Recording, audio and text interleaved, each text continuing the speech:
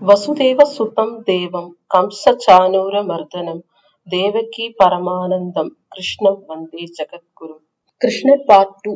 நேத்து எதுவம்சம் ஆரம்பிச்சதை பத்தி பார்த்தோம். எது தன்னோட நாட்டை விட்டு கிளம்பும் போது அவருக்கு தெரிஞ்சவங்க, அவரை நம்பினவங்க, அவருக்கு பிடிச்சவங்க, அந்த நாட்டு மக்கள் நிறைய பேர் வந்து எதுவோட வந்து கிளம்பி வராங்க. ராமர் எப்படி வனவாசத்துக்கு சீதா லக்ஷ்மணரோட கிளம்பின போது அயோத்தியா மக்கள் எல்லாருமே பின்னாடி வந்தாங்களோ, அதே மாதிரி எதுதான் வந்து அடுத்த ராஜா யுவராஜாவா இருந்தார். அவர் தான் வந்து நெக்ஸ்ட் நாட்டை நிர்வாகம் பண்ண போறார் அப்படிங்கிற இடத்துல இருந்து அவரை வந்து மோரர்லெஸ் ராமரை காட்டுக்கு அனுப்பிச்சா மாதிரி எதுவுமே வந்து அவங்க அப்பா ஏயாதி வந்து காட்டுக்கு அனுப்பிச்சிடுறாரு. அதனால வந்து அதே மாதிரி வந்து அந்த சந்திர வம்சத்துல அந்த ஏயாதியோட ராஜ்யத்துல இருந்த நிறைய பேர் வந்து எது கிளம்பி போன உடனே எதுவோடையே கிளம்பி வராங்க. சோ அந்த மாதிரி வந்தவங்க வேற வேற குலத்தை சேர்ந்தவங்க எல்லாம் இருந்தாங்க. சோ அது எது வம்சம்னு சொன்னாலும் அதுக்குள்ள நிறைய வேற வேற குலத்தை சார்ந்தவங்க எல்லாருமே இருந்தாங்க. சோ அவங்க அப்படியே வந்து மத்திய பிரதேஷ் அந்த இடத்துல வந்து நிறைய அப்படியே ஸ்ப்ரெட் ஆகி செட்டில் தங்க ஆரம்பிக்கிறாங்க. அப்போ அந்த இடம் வந்து கார்கோடகன் அப்படிங்கிற ஒரு நாகராஜா, அது பாம்புக்கு கூட ஒரு கார்கோடகன் அப்படின்னு ஒரு பாம்பு இருக்கு. அதுவும் வந்து நாகம்தான்.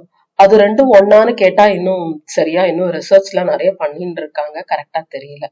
சோ அப்போ அந்த இடத்துல வந்து அவங்க எல்லாருமே செட்டில் ஆறாங்க. அப்போ 6வது 7வது ஜெனரேஷன் எது வந்து தன்னோட நாட்டை விட்டு கிளம்பி இங்க வந்த போது அவரோட வம்சாவளியில 7வது 8வது ஜெனரேஷன்ல வந்து கிருத்தவர்மா அப்படின்னு வந்து ஒரு ராஜா. சோ அவர் வந்து அந்த மத்திய பிரதேஷ் அந்த இடத்த வந்து ஆட்சி செய்யறாரு. அவருக்கு ரொம்ப நாளா வந்து குழந்தையே பிறக்காம இருக்கு. அப்போ அத்ரி மகரிஷியோட முனிவரான அனுஷா கிட்ட போய் அவரும் அவங்களோட மனைவியும் வந்து கேக்குறாங்க, எங்களுக்கு ரொம்ப நாளாவே வந்து குழந்தையே இல்லை அப்படின்னு சொல்லிட்டு. அவங்க வந்து சொல்றாங்க, இந்த மாதிரி பத்மினி ஏகாதசியும் போது விரதம் இருந்தா வந்து குழந்தை பிறக்கும் அப்படின்னு சொல்லிட்டு. சோ இப்ப நம்ம எல்லாருமே வந்து எதர் சோலார் பேஸ்ட் கேலண்டர், அதாவது சூரிய மானசம் சந்திர மானசம் அப்படின்னு 2 கேலண்டர் இருக்கு. கரெக்டா வந்து ஏப்ரல் 14 அன்னைக்கு ஆரம்பிக்கிறது எல்லாமே வந்து சூரியனை வந்து அடிப்படையா கொண்டு பண்ற நாட்காட்டி கேலண்டர். அப்புறம் சில இடத்துல நார்த் இந்தியால நிறைய இடத்துல எல்லாம் பார்த்தோம் அப்படின்னா அவங்க வந்து சந்திரனை வந்து பேஸ் பண்ணி அவங்களோட வருஷம் வந்து காலம் வந்து நிர்ணயிப்பாங்க. சோ ஒவ்வொரு அமாவாசையுமே வந்து அவங்களுக்கு வந்து புது மாசம். சோ அப்படி இருக்கும்போது வந்து அது வந்து சந்திரமானச அதுன்னு சொல்லுவாங்க. இங்கிலீஷ் கேலண்டர் பிலீவ் பண்ண முடியாது, ஏன்னா அதுக்கு வந்து பேசிஸ் கிடையாது, ஃபவுண்டேஷன் கிடையாது. அது வந்து சில மாசம் 28 இருக்கும், சில மாசம் 20 லீப் இயர்னா 29 30 31, இந்த ராஜாக்காக 30 அந்த ராஜாக்காக 31 அப்படியெல்லாம் இல்லை.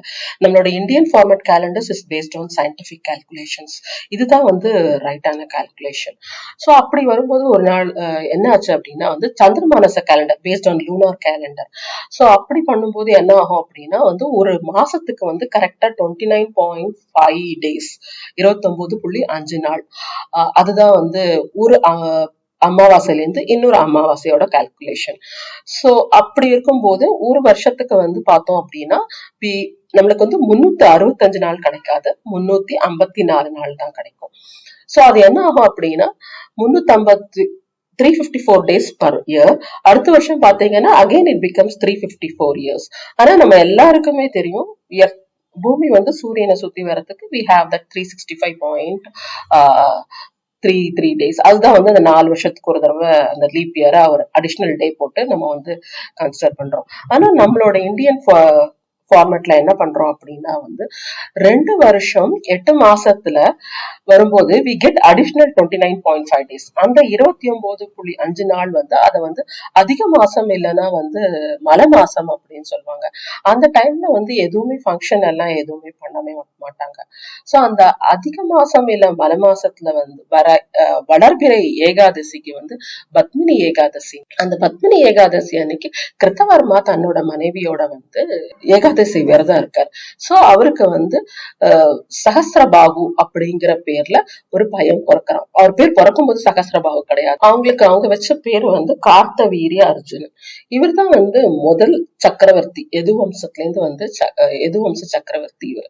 சோ இவர் வந்து கார்கோடகன் அப்படிங்கிற அந்த நாகராஜா கூட சண்டை போட்டு நிறைய காட்டெல்லாம் அழிச்சு அங்க வந்து நாட்டை உருவாக்குறாரு. இந்த மாஹிஷ்மதின்னு சொல்லி பாகுபலியில கூட பார்த்திருப்போம், ஒரு நகரத்தை பத்தி சொல்லுவாங்க.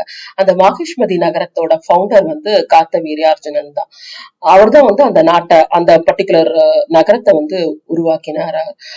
கார்த்தவீரியார்ஜுனன் ரொம்ப பிறக்கும் போது அவரோட ரெண்டு தோளும், ஷோல்டர்ஸ் ரெண்டும் ரொம்ப வீக்கா இருக்கு. அதனால வந்து அவர் வந்து தவம் பண்றார். சூரியனை குறித்து தவம் பண்ணும் போது சூரியனை வந்து வரம் கொடுக்கிறார். இந்த மாதிரி வந்து உனக்கு வந்து ஒரு தோல் இல்ல, உனக்கு வந்து 1000 தோல் இருக்கும் அப்படின்னு சொல்லிட்டு. அது 1000 தோல் இருக்கிறதால அவருக்கு இன்னொரு பேரும் இருக்கு, சஹஸ்ரபாகு. சோ எதுவம்சத்தோட மிகப்பெரிய ராஜா கிருஷ்ணருக்கு முன்னாடியும் அப்படி அப்புறமுமே வந்து அப்படின்னு சொல்லி பார்த்தா கார்த்தவீரியார்ஜுனன் தான்.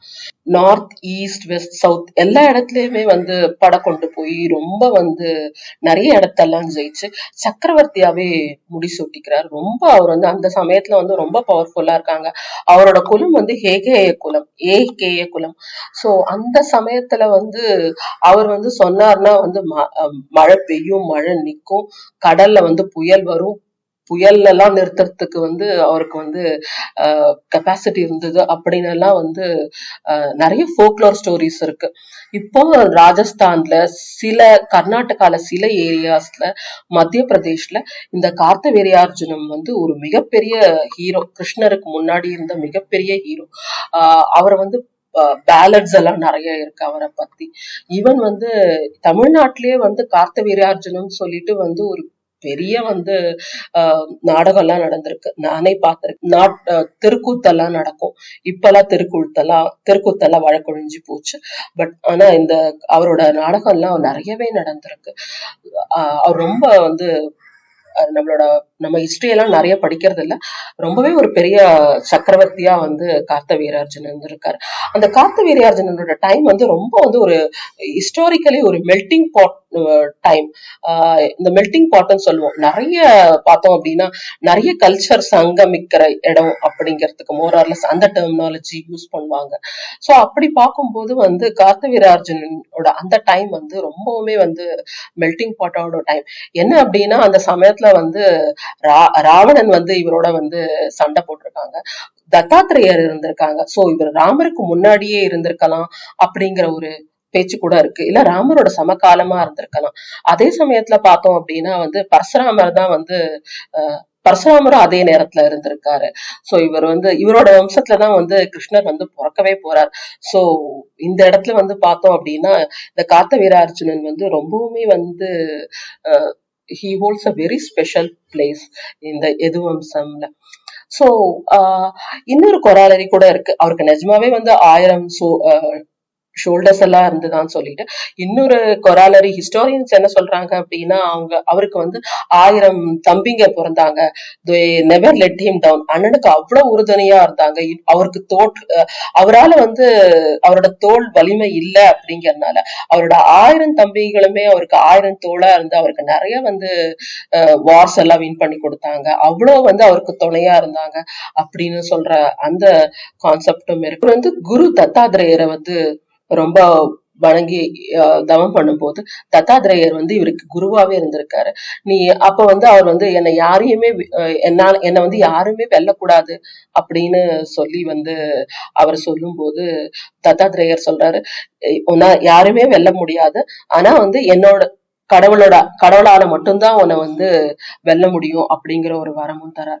சோ அப்படி இருக்கும்போது ஒரு நாள் வந்து அவர் வந்து தன்னோட மனைவியோட நர்மதை நதி, ஏன்னா அங்கதான் மாஹிஷ்மதி இருக்கு இல்லையா, நர்மதை நதியில வந்து நீராடல், அந்த நீர் விளையாடல் அப்படின்னு சொல்லுவாங்க.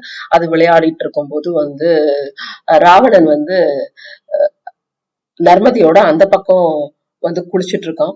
சோ இவர் வந்து அவரோட ஒரு மனைவி வந்து கார்த்தவீரியார்ஜுனோட ஒரு மனைவி வந்து, நீ வந்து இல்ல உனக்கு 1000 கை இருக்கு, உன்னால வந்து இந்த நர்மதியை தடுத்து நிறுத்த முடியுமா அப்படின்னு கேட்க, அவர் அந்த நர்மதியை தடுத்து நிறுத்த இவர்களுக்கு மேல் பக்கமா இருந்த ராவணனோட இடத்துல வந்து தண்ணீர் மேல போக ராவணனுக்கு கோவம் வந்துடுறது.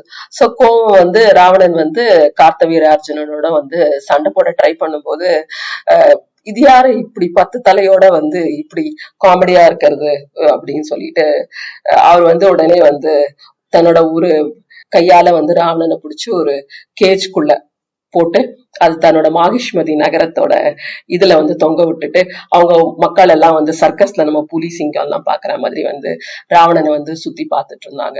சோ அந்த அளவு வந்து கார்த்தவீரார்ஜுனன் வாஸ் சோ பவர்ஃபுல்.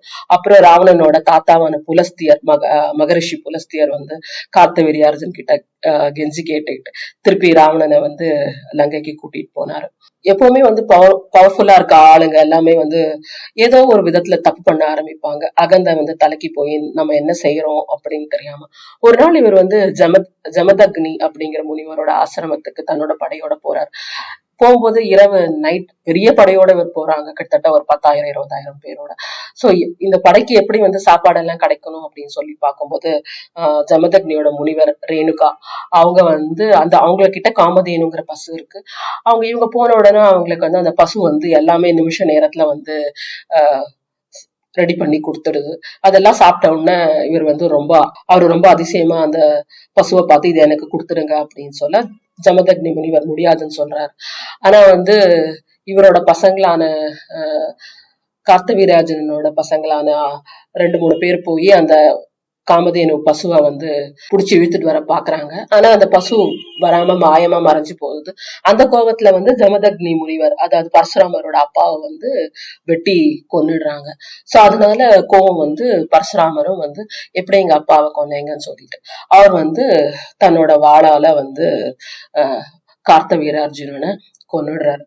சோ அந்த சமயத்துலதான் அவர் வந்து இது ஏத்துக்கிறார், சபதம் எடுக்கிறார். இந்த மாதிரி வந்து 22 தலைமுறை சத்தியர்கள் அனைவரையுமே வந்து கொன்னுடுவேன், ரொம்ப வந்து இவங்க தலைக்கால் புரியாம ஆடுறாங்க அப்படின்னு சொல்லிட்டு அவர் சபதம் ஏற்று இந்தியா ஃபுல்லா சுத்தி வந்து எல்லா சத்திரிய மன்னர்கள் யாரெல்லாம் ரொம்ப கொடுமை பண்றாங்களோ மக்களை அவரை எல்லாமே வந்து பரசுராமன் கொல்றார். அது ஒரு தனிக்கதை. தமிழ்ல வந்து இதுக்கு ஈக்குவலண்டா வந்து காத்தவராயன் அப்படிங்கிற ஒரு சிவாஜில நடிச்ச படம் எல்லாம் இருக்கு, காத்தவராயன் ஆரியமாலா அப்படின்னு சொல்லி. ஆனா அவரும் இவரும் வேற. அந்த காத்தவராயன் வந்து காமாட்சி அம்மன் வந்து தவம் பண்ண வரும்போது அவரோட கூட வந்தவர் தான் காத்தவராயன். அது காத்தவராயனும் காத்தவீரியார்ஜுனும் வேற வேற. அது தனி கதை. அதுவும் இதுவும் ஒண்ணு இல்லை. இதுதான் வந்து 2வது எபிசோட். நம்ம மேலும் அடுத்த தடவை பார்க்கலாம்.